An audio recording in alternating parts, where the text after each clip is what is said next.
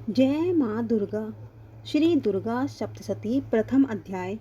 मेधा ऋषि का राजा सूरत और समाधि को भगवती की महिमा बताते हुए मधु कैटभ वध का प्रसंग सुनाना। ध्यान। भगवान विष्णु के सो जाने पर मधु और कैटभ को मारने के लिए कमल जन्मा ब्रह्मा जी ने जिनका स्तवन किया था, उन महाकाली देवी का मैं स्मरण करता हूँ। वे अपने 10 हाथों में खड्ग, चक्र, गदा, बाण, धनुष, परिघ, शूल, भुशुंडी, मस्तक और शंख धारण करती हैं। उनके 3 नेत्र हैं। वे समस्त अंगों में दिव्य आभूषणों से विभूषित हैं। इस प्रकार महाकाली देवी का ध्यान करके इस प्रथम अध्याय का पाठ प्रारंभ करें। मार्कंडे जी कहने लगे, सूर्य के पुत्र सावर्णी, जिन्हें 8वां मनु कहा जाता है, उनकी उत्पत्ति की कथा विस्तार से कहता हूँ, ध्यान से सुनिए। सूर्य की छाया से उत्पन्न सावर्णी भगवती महामाया की कृपा से जिस प्रकार मनवंतर के स्वामी बने, वही कथा सुनाता हूँ। प्राचीन काल में स्वरोचिस मनवंतर में चैत्रवंशी सूरथ नाम के चक्रवर्ती राजा थे। समस्त पृथ्वी पर उनका राज्य था। वे प्रजा का अपने पुत्रों की भांति पालन करते थे। तो भी उस समय कोला विध्वंसी नाम के क्षत्रिय उनके शत्रु हो गए। राजा सूरत की दंड नीति बड़ी कठोर थी। उनका शत्रुओं के साथ घोर युद्ध हुआ। यद्यपि कोला विध्वंसी संख्या में कम थे, तो भी राजा सूरत युद्ध में उनसे हार गए। हारकर वे अपने नगर में लौट आए और केवल अपने देश के राजा होकर रहने लगे। इतने पर भी बैरियों ने पीछा नहीं छोड़ा और राजा सूरत पर चढ़ाई कर दी। उधर राजा के दुष्ट मंत्रियों ने राजकीय सेना और खजाने को हत्या लिया। तब सब तरफ से हारे हुए राजा सूरत शिकार खेलने के बहाने घोड़े पर सवार हो वहाँ से अकेले ही एक घने जंगल में चले गए। वहाँ उन्होंने मेधा मुनि का सुंदर आश्रम देखा, जहाँ कितने ही हिंसक जीव हिंसाव्रति छोड़कर शांत भाव से रहते थे। मुनि के बहुत से शिष्य उस वन की शोभा बढ़ा रहे थे। वहां जाने पर मुनि ने उनका सत्कार किया और वे उन मुनि श्रेष्ठ के आश्रम पर इधर उधर विचरते हुए कुछ समय तक रहे, परंतु कुछ दिनों बाद फिर उन्हें राज्य तथा प्रजा की चिंता सताने लगी।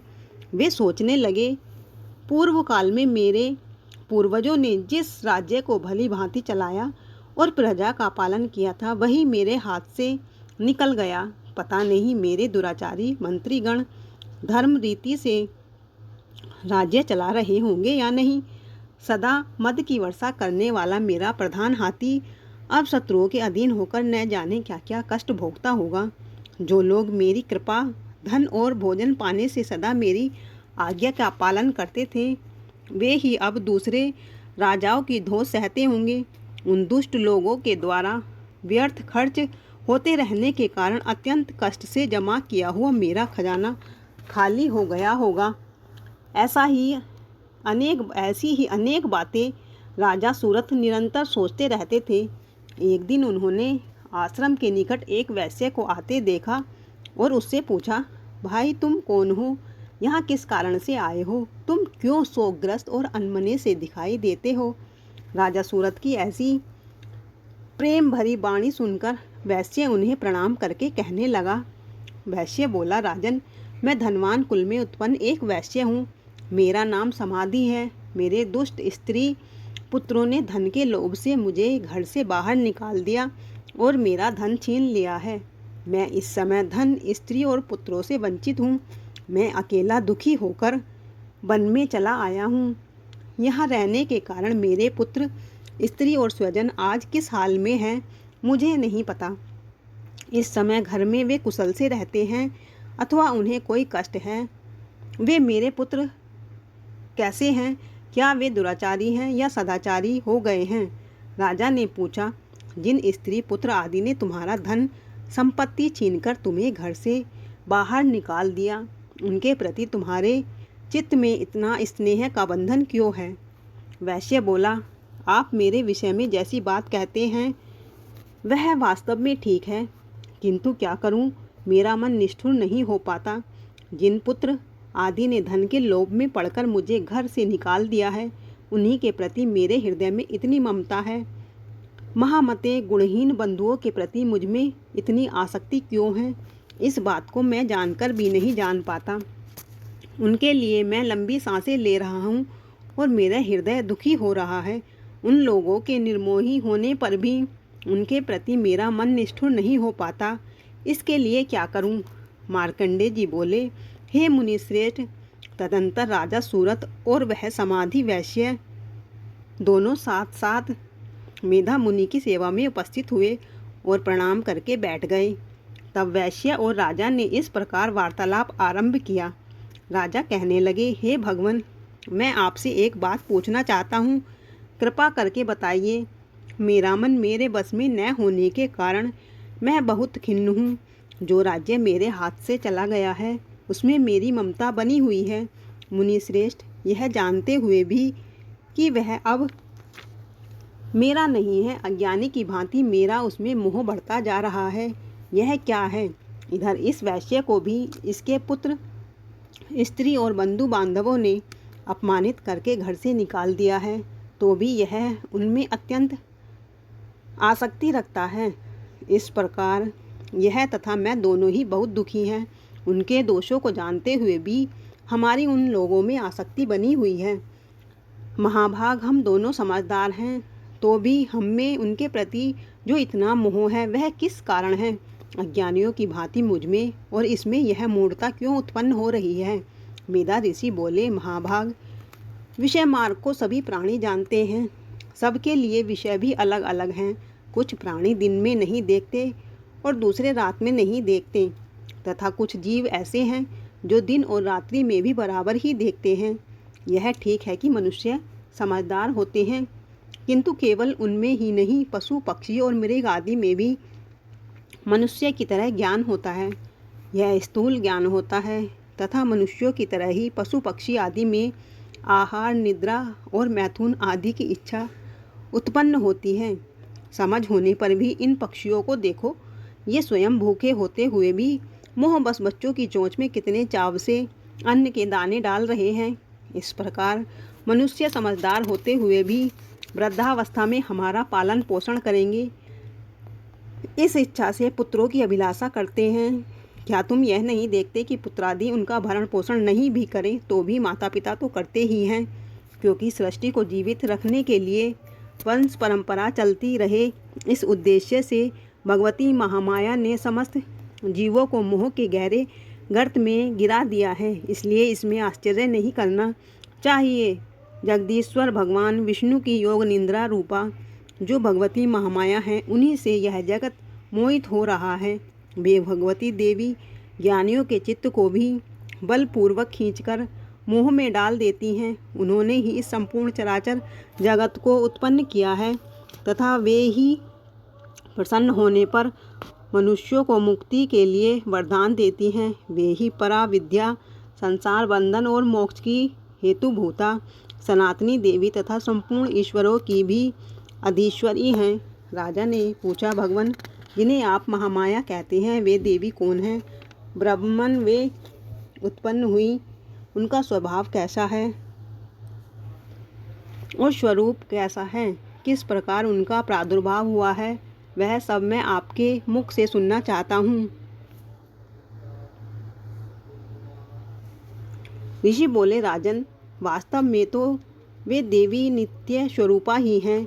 वे संपूर्ण जगत में व्याप्त हैं, तथापि उनका आविर्भाव अनेक प्रकार से होता है। वह मुझसे सुनो, यह देवी देवताओं का कार्य सिद्ध करने के लिए प्रकट होती हैं और संसार में उत्पन्न हुई कहलाती हैं। कल्प के अंत में जब संपूर्ण जगत जलमय हो गया था और विष्णु भगवान शेषनाग की सैया बिछाकर योग निद्रा का आश्रय लेकर शयन करने लगे, उस समय उनके कानों के मैल से मधुकैटभ नाम के 2 भयंकर असुर उत्पन्न हुए। वे दोनों ब्रह्मा जी को मारने को तैयार हो गए। भगवान विष्णु के नाभि कमल में विराजमान ब्रह्मा जी ने उन दोनों भयानक असुरों को अपने पास आया और भगवान को सोया हुआ देखा। तब एकाग्रचित होकर उन्होंने भगवान विष्णु को जगाने के लिए उनके नेत्रों में निवास करने वाली योग निद्रा की स्तुति आरंभ की, जो इस विश्व की अधीश्वरी, जगत को धारण करने वाली, संसार का पालन और संहार करने वाली भगवान विष्णु की अनुपम शक्ति हैं। उन्हीं भगवती निद्रा देवी की भगवान ब्रह्मा स्तुति करने लगे। ब्रह्मा जी बोले, देवी तुम ही स्वाहा, देवताओं को पालने वाली, तुम ही स्वधा पितृगण का पोषण करने वाली, और तुम ही षटकार यज्ञ में देवताओं को बुलाने के लिए मंत्र रूप हो। स्वर भी तुम्हारे ही स्वरूप हैं। तुम ही जीवनदायिनी सुधा हो। नित्य अक्षर प्रणव में अकार, उकार, मकार इन 3 मात्राओं के रूप में तुम ही स्थित हो, तथा बिंदु रूपा नित्य अर्धमात्रा भी तुम ही हो। देवी तुम ही संध्या, सावित्री तथा संसार की जननी हो। मातेश्वरी, विश्व के पालन करता, उत्पन्न करता और संहार करता तुम ही हो। जगन्मयी देवी, इस जगत की उत्पत्ति के समय तुम सृष्टि रूपा हो, पालन काल में स्थिति रूपा हो, तथा कल्पांत के समय संहार रूप धारण करने वाली हो।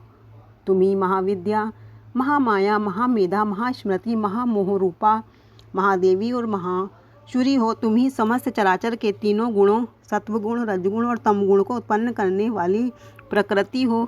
भयंकर कालरात्रि और मोहरात्रि तुम ही हो। तुम ही श्री, तुम ही ईश्वरी, तुम ही ह्रीं और तुम ही बोध स्वरूपा बुद्धि हो। लज्जा, पुष्टि, तुष्टि, शांति और क्षमा भी तुम ही हो। तुम खड्ग धारिणी, शूल धारिणी, घोर रूपा तथा गदा, शंख, चक्र और धनुष धारण करने वाली हो। बाण, भुषुंडी और परिघ ये भी तुम्हारे अस्त्र हैं। तुम में ही सर्वाधिक सौम्यता है। सुंदर पदार्थों में तुम ही परम सुंदरी हो। पर और अपर सबसे परे रहने वाली परमेश्वरी तुम ही हो। सर्वस्वरूपे देवी, कहीं भी सत असत रूप जो कुछ वस्तुएं हैं और उन सबकी जो शक्ति है वह तुम ही हो। ऐसी अवस्था में तुम्हारी स्तुति क्या हो सकती है? जो इस जगत की सृष्टि, पालन और संहार करते हैं, उन भगवान को भी जब तुमने निंद्रा के अधीन कर दिया है, तब तुम्हारी स्तुति करने में कौन समर्थ हो सकता है? मुझको, भगवान शंकर को तथा भगवान विष्णु को भी तुमने ही शरीर धारण कराया है, अतः तुम्हारी स्तुति करने की शक्ति किसमें है? देवी, तुम तो अपने इन उदार प्रभावों से स्वयं ही प्रशंसित हो। इन दोनों दुर्धर्ष असुर मधु और कैटव को मुँह में डाल दो और जगदीश्वर भगवान विष्णु को शीघ्र ही जगा दो। साथ ही इन दोनों महाअसुरों को मार डालने की बुद्धि भगवान विष्णु में उत्पन्न कर दो। ऋषि बोले, राजन, जब ब्रह्मा जी ने वहाँ मधु और कैटव को मारने के उद्देश्य से भगवान विष्णु को जगाने के लिए तमोगुण की अधिष्ठात्री देवी योग निद्रा की इस प्रकार स्तुति की, तब भगवान के नेत्र, मुख, नासिका, बाहु, हृदय और वक्ष स्थल से निकलकर अव्यक्त जन्मा योग निद्रा ब्रह्मा जी के कहने जी के सामने खड़ी हो गई। और योग निद्रा से मुक्त होने पर भगवान जनार्दन जाग उठे। फिर उन्होंने दुरात्मा मधु और कैटव असुरों को देखा, जो क्रोध से लाल आंखें किए ब्रह्मा जी को खा जाने का प्रयत्न कर रहे थे। तब भगवान श्री हरि ने शेष शैया से उठकर उन दोनों के साथ 5000 वर्ष तक बाहु युद्ध किया। वे दोनों भी अत्यंत बल के कारण उन्मत्त हो रहे थे। इधर महामाया ने भी उन्हें मोहित कर रखा था, इसलिए वे भगवान विष्णु से कहने लगी, हम तुम्हारी वीरता से बहुत प्रसन्न हैं। तुम हम लोगों से जो चाहो वह वर मांग लो। विष्णु भगवान ने कहा, यदि तुम दोनों मुझ पर प्रसन्न हो और वर देना चाहते हो तो बस दोनों मेरे हाथ से मौत स्वीकार कर लो। बस इतना सा ही मैंने वर मांगा है, मुझे और कोई वस्तु नहीं मांगनी है। ऋषि बोले, भगवान विष्णु की यह बात सुनकर दोनों असुर महान आश्चर्य में पड़ गए। वे आपस में कहने लगे, हम ठगे गए हैं। तब उन्होंने चारों ओर दृष्टि दौड़ाई तो उन्होंने संपूर्ण जगत में जल ही जल देखा। कहीं प्राकृतिक भूमि नहीं दिखाई दे रही थी। तो उन्हें अपने बचाव की एक युक्ति सूझी। वे कहने लगे, हे विष्णु, हम तुम्हें इस शर्त के साथ वर देते हैं कि तुम हमारा वध ऐसे स्थान पर ही करोगे जहाँ पृथ्वी जल में डूबी हुई न हो, जहाँ सूखा स्थान हो। ऋषि कहने लगे, तब तथास्तु कहकर शंख, चक्र और गदा धारण करने वाले भगवान विष्णु ने अपनी जांघें फैलाकर इतनी विशाल कर ली कि जल पर ही भूमि दिखाई देने लगी। तब उन्होंने मधुकैटभ को बुलाकर कहा, तुम्हारी इच्छानुसार यह शुष्क स्थान है, अब वध के लिए अपने सिर दे दो। तब वे असुर भगवान की जांघों पर आकर लेट गए और भगवान ने सुदर्शन चक्र से उनकी गर्दनें काट दी। इस प्रकार ये देवी महामाया ब्रह्मा जी की स्तुति करने पर स्वयं प्रकट हुई थी। अब उनके प्रभाव का वर्णन करता हूँ, ध्यान से सुनो। मधुकैटभ वध नामक पहला अध्याय समाप्त।